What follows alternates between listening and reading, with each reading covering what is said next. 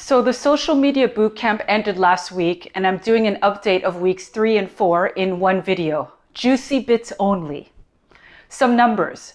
Days posted during the 30-day program, 25. Current number of Instagram followers, 785. Number that I started with, 420. I was lamenting that the growth was less than mind-blowing, and our coach Curtis pointed out, you increased your following by 30% at the time. I'm glad he said it because there are people in my group who haven't grown nearly as much and who are grinding just as hard, if not harder. From day one, we had all kinds of numbers thrown at us. Post at least 3 times a week. Make that 5 times. Actually, aim for posting every single day for the rest of the program. Then our coach mentioned he posted for 120 days straight when he was first starting out. That's what it takes to get on the board with the algorithm. I was like, why not aim high for once? I've been a lifelong underachiever until now and cynical. Why bother trying in a harsh existence I never asked to be brought into? Finally, I found something I actually want to put effort into that leverages my skills and experience and that I enjoy doing, even though it's a grind sometimes. There's a saying, shoot for the moon. Even if you miss, you'll land among the stars. AKA, set your sights high, and even if you don't hit your exact target, you'll still end up in a way better position than if you never aimed high in the first place. I have a lot of ideas. Some of them I really feel are great, even viral worthy, but a lot of them are what they call high intensity. Green screen, clone videos, lots of shooting and editing, stuff that takes a lot of time and effort to execute. I have to figure out, can I make this idea fit a trending format and follow the guidelines we've learned in class? And how intensive is this really? Low, medium, or high? And you have to mix it up or you'll burn out. I wasn't the only one who felt this. Others in the program said, the ideation part alone is really hard. It takes so long to create content. Ideation, researching, choosing, and for a newbie like me, the editing, it's all excruciatingly painful. It is so comforting to hear that it's not just me.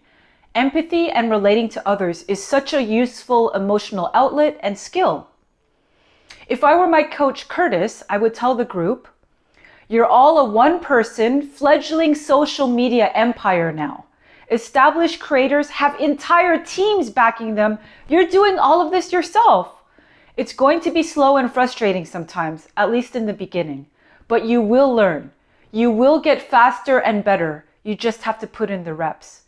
And not gonna lie, this is your paying your dues phase you're in right now. I'm already seeing it. My editing time is shorter. I'm getting better at seeing details. My writing for social media is getting sharper and punchier. I'm learning so much. Working on my book, figuring out my social media. It really feels like my life was leading up to this. All my experiences, mistakes, decisions, they all add up to a rich backstory I can draw from to tell stories that resonate and create great content to pass on things I've learned. Quick update on the post I talked about in my last video, the one I reposted using the recommended song and guidelines. It's still going. It's at 88,000 views right now, up from 72,000 views at the time of my last video. I know that might not sound like a massive hit, but for me, it's a pretty big deal. And it's got me thinking, maybe there are different kinds of viral. There are the on-fire runaway hits, and there are ones like mine. The words quiet beast and slow burn come to mind. It's still getting likes, being shared, and bringing me new followers. And I don't want to undersell the rest of my posts either. I've made some that maybe weren't like Mr. Beast viral, but I'm really proud of them. I rewatched them, I laugh at them. Some are really cute and funny. I'll link a few in the description. You can be the judge. Of course, I've posted some mediocre things too. They can't all be winners. Curtis dropped a lot of gems during the program. One of them, if you post something and it flops, don't just cry and feel ashamed. Think of it as valuable data, something you can learn from and use to do better going forward. Take all you can from it and move on. It echoes something my friend Ash, the person who got me into this whole social media journey, wisely said once. There are no failures, only lessons. These be life gems. So I'm passing it on. At the end of week 3, Curtis said, I'm going to push you all, and gave us specific homework based on what he felt we each needed to work on. My task? Do more storytelling. It took me a long time to wrap my head around it. Hell, I'm still figuring it out. Probably because I'm a writer and I'm so used to long-form storytelling. You know, once upon a time, this happened, then this thing, then another thing, then the ending. Short-form storytelling might have the same name, but it's a totally different game. You can't go once upon a time and then describe everything that happened in a 60-second vertical video. You have to compress your ideas and message, make everything fast-paced and snappy, show emotions and themes through visuals, and always capture the audience early, in the first few seconds. Unlike reading a book, the visuals and timing do the heavy lifting, not just the words. We had certain concepts drilled into us. One of them was the structure for telling your origin story. Show the audience the pain you've been through, traumatic childhood, hardship, hitting rock bottom, the pursuit, what you did to get out of it, and the payoff, what your life looks like on the other side. The suggested background songs to use for this were Runaway by Kanye West and Skyfall by Adele. Both have huge dramatic buildups and beat drops, and if you time your visuals and on-screen text to hit those drops, the effect is super powerful. I went with Runaway because I'm a hip-hop dancer and it spoke to me more. That video was a beast.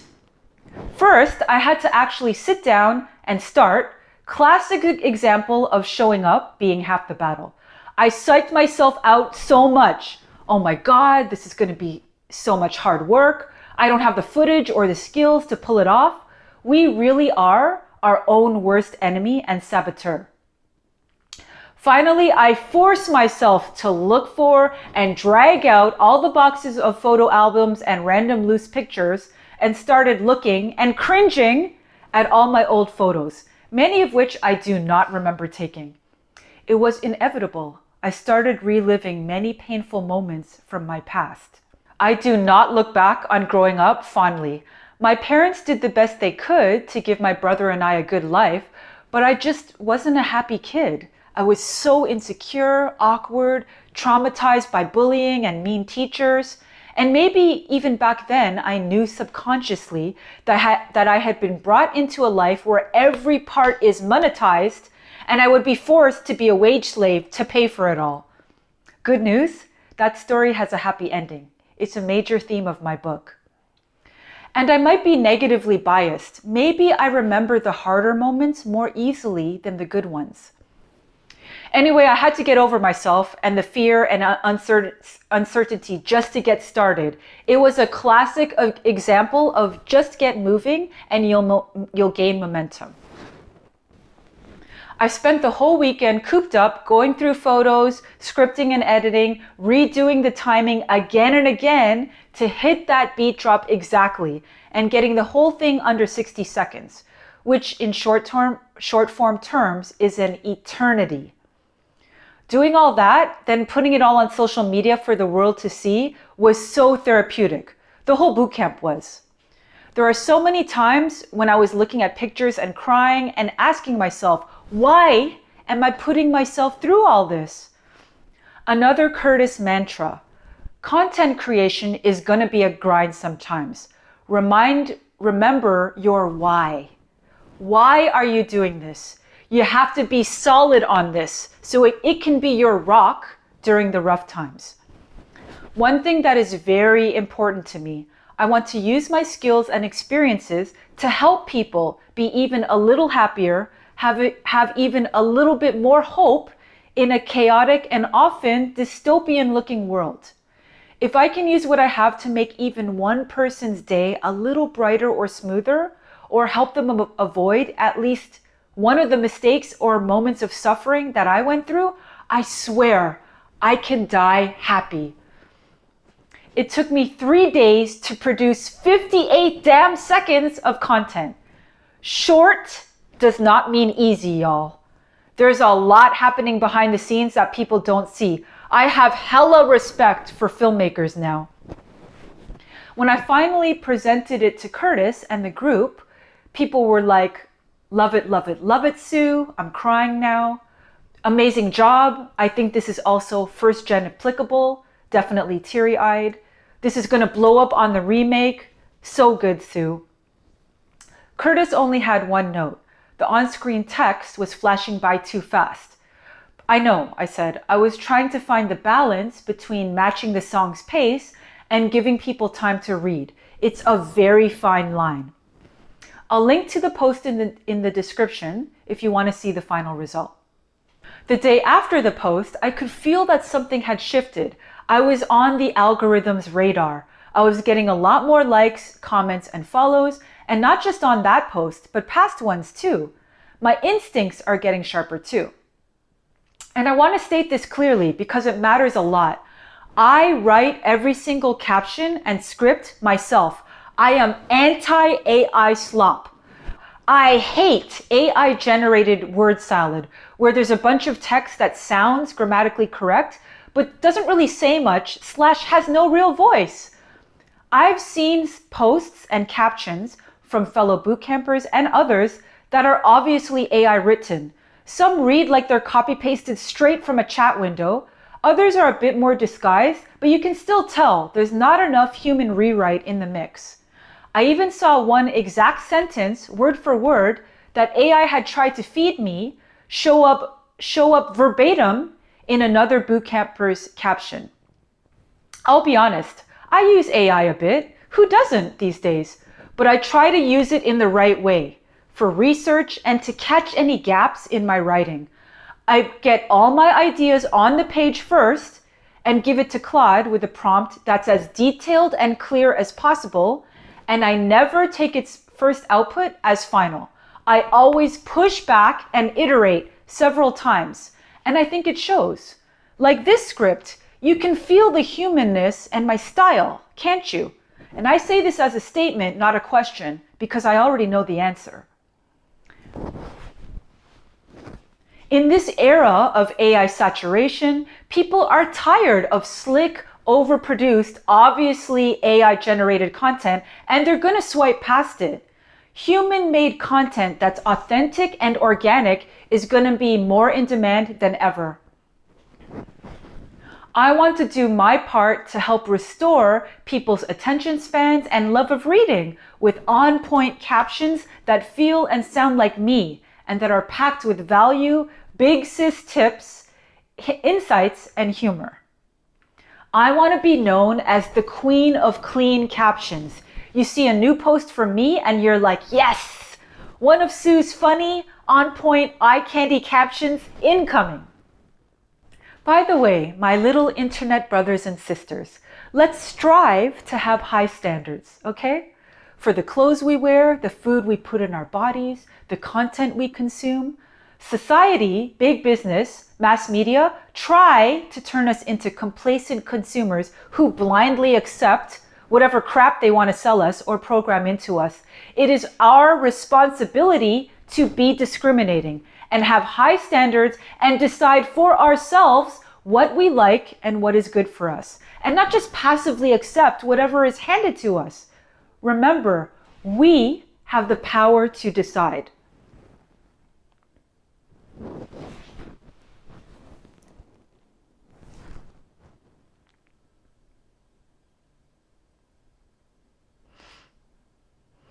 And speaking of writing, my dad passed away in 2016. He was one of the best writers, public speakers, and storytellers I have ever seen. I know I might sound biased, but I have high standards, and I wouldn't say that about just anyone, even if they are my dad. I am so thankful. Any talent I have for writing or public speaking, I got from him. I have this picture in my head. My dad sitting on a closed drinks cooler at one of our family picnics, half-drunk beer in one hand. He's gesturing and grinning, a circle of his friends around him, completely drawn in, listening to him tell a story about one drunken night in Honolulu. My dad had gotten a scholarship to study for a year in Hawaii, and he had fallen head over heels in love with a gorgeous local woman at a tiki bar. He spent all night getting up the guts to talk to her, and finally he did, with a little push from liquid courage and his teasing friends, only to discover at the very end of the night that she was a drag queen. He gets to that punchline, the two of them walking out of the bar together, flirting and laughing, then her casually saying, "By the way, I'm actually a man dressed as a woman. That's not going to be a problem, right?" And he reenacts the moment of discovery with such a comical mix of shock, childlike disappointment, and embarrassment his friends had known for some time, that everyone bursts out laughing. He should have been a lawyer, a professor, a TV presenter, something where his energy and command of language could really shine and be enjoyed by more people. Instead, like a lot of Korean immigrants of his generation, he ran a convenience store and later became a traditional Chinese medicine practitioner, which he really loved. I ended up featuring a photo of him beaming, holding 1-year-old me as the opening shot of my runaway reel. I'm really glad I was able to immortalize him in that way. I want to think he'd be happy seeing me finally using my writing and presentation skills after years of me being in denial and suppressing them. This whole bootcamp, having to write engaging scripts and captions in a human, authentic way, has really made me appreciate my writing skills.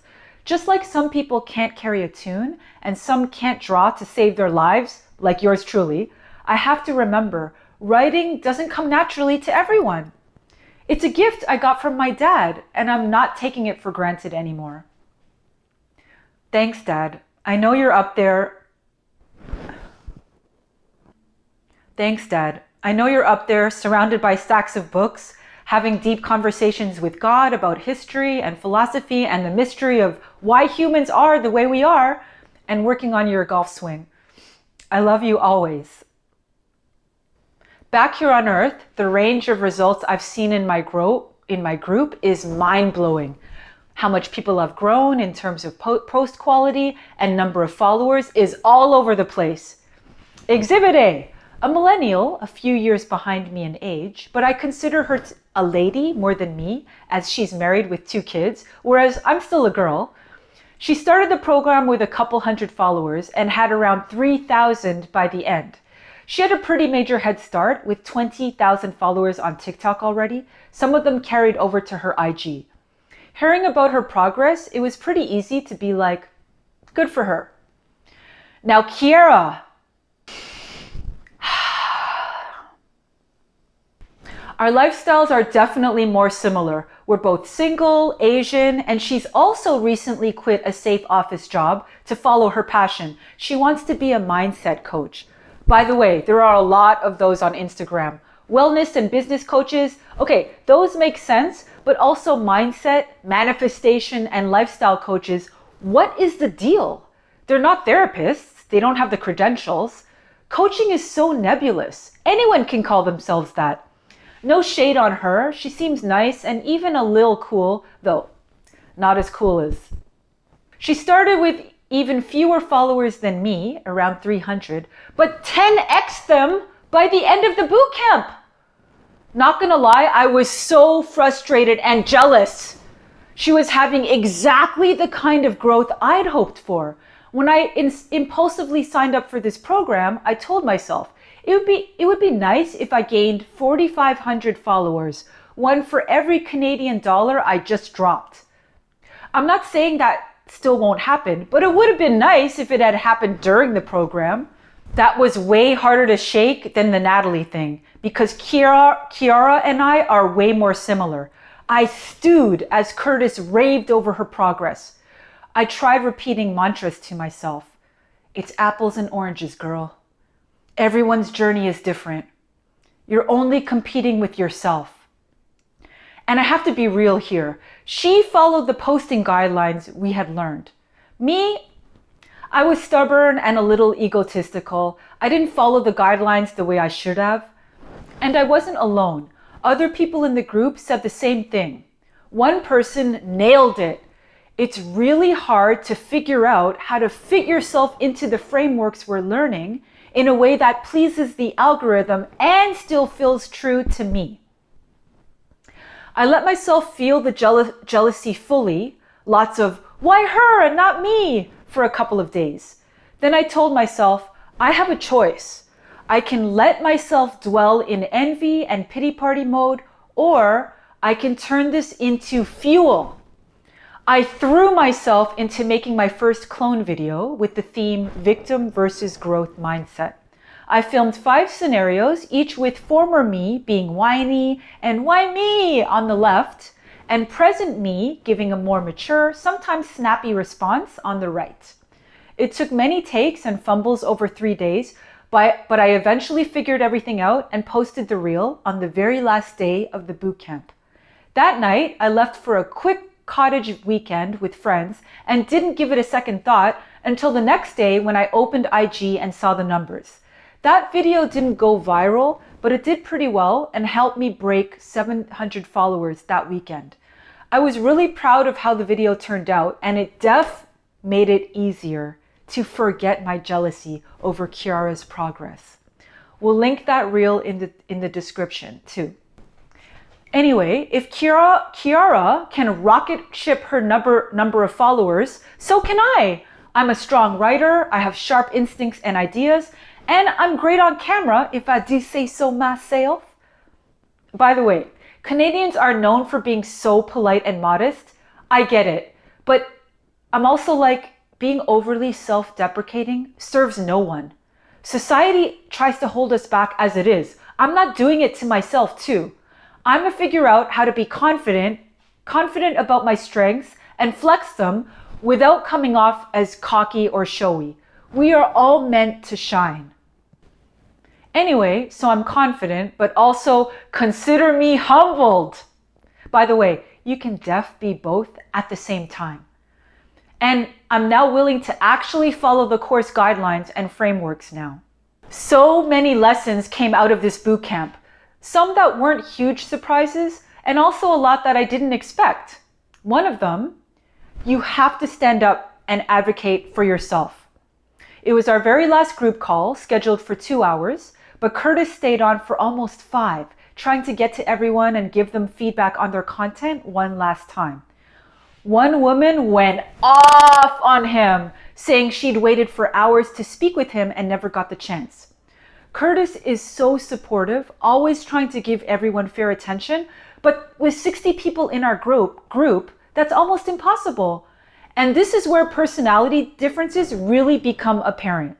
Some people are really outspoken, putting their hands up constantly.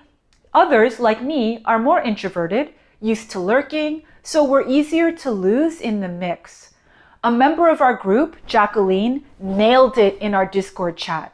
She wrote, "You have to speak up and not be afraid to take up space, even if that means interrupting others briefly to ask for your turn. Remember, other people will not show up for you in the same way that you show up for yourself. You have to clear a path for yourself." I was like, sister, preach. And I wrote that down in my journal and highlighted it and underlined it, and I'm passing it on to you too. Many times in life, it is so easy to get lost in the crowd. You have to advocate for yourself. So, did I get my money's worth for the program? Yes and no. I learned so much about myself and my creative process. I worked through a lot of issues. Deciding what stories I want to tell and crafting them for social media really forces you to look inward. And the lessons continue even now that the program is over. I've gained new skills and experience and leveled up my self-confidence. I didn't gain 1 new follower for every dollar I spent on the course, yet. I do believe I am well on my way. Would I recommend the course? Also yes and no. If you have $3,000 US to spare and you're truly serious about marketing yourself in your field online, then I'd say go for it, with caution. Number one, the course materials are useful, but they're still a bit of a mess. They're not as centralized or as streamlined as they could be, and certain key concepts need to be explained better. Number two, be prepared to speak up for yourself, because again, it's very easy to get lost in the numbers. If you don't have thousands of dollars lying around and are thinking of putting it on your credit card and you're a bit introverted, I can't say in good conscience I would recommend doing this course.